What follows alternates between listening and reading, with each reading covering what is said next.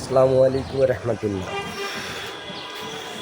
দেশে রাজনীতি করার জন্য হুমড়ি গেছে কিছু শিক্ষিত গোষ্ঠী, ডাক্তার, শিক্ষক, তারপর শিল্পী গোষ্ঠী কিছু আছে, আসিফ ইকবাল, এরকম আর কি, ক্রিকেটার, তারপর রাজনীতি করছে যারা বিগত দিনগুলো, এমপি মন্ত্রী, তাদের ছেলে মেয়ে, তারপর ছেলের বউ, তারপর মেয়ের হাজব্যান্ড, এরকম কিছু ব্যক্তি এখন রাজনীতি করার জন্য হুমড়ি খেয়েছে।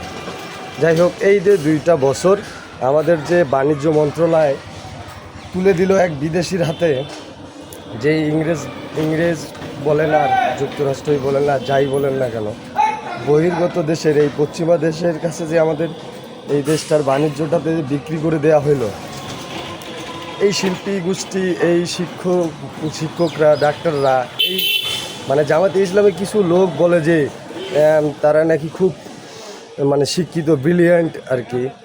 তো তারা এখন কথা বলতেছে না কেন? তারা এই দিনগুলো কোথায় ছিল যে এই এত বড় একটা বাণিজ্য মন্ত্রণালয় যে বিদেশির হাতে তুলে দিল, এখন কথা বলতেছে না কেন? তখন কথা বলেনি কেন কথা বলে না? এটা আমরা জনগণ হিসেবে আমাদের দায়িত্ব। এদের কাছে প্রশ্ন রাখলাম, আপনারা কেন কথা বলেন নাই এই বিষয়গুলো নিয়ে? হ্যাঁ, এখন দেশের যে নাজেহাল অবস্থা, কারেন্ট নাই, তারপর তেল নাই, এটা নাই, সেটা নাই, হাবি নাই, তাবি নাই, এটা কী কারণে হচ্ছে আপনারা জানেন? হ্যাঁ, আজলামও শুরু করে দিয়েছেন দেশের জনগণকে নিয়ে। দেশের যদি আপনারা ভালোই চাইতেন তাহলে দেশকে বিক্রি করে দিতেন অন্য দেশে। আজলামও করেন।